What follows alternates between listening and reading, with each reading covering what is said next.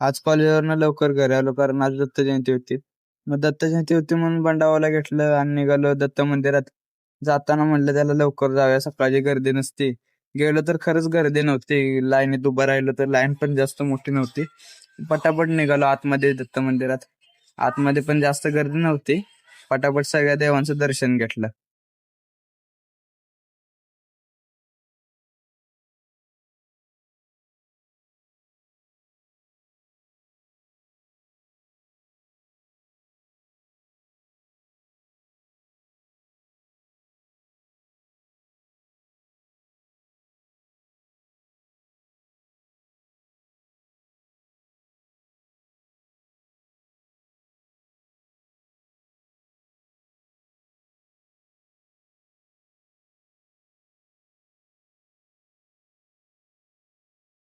मग तिथून डायरेक्ट घरी निघालो. भावानं आपल्या इंस्टाग्राम अकाउंटला आणि युट्यूब चॅनलला फॉलो करा.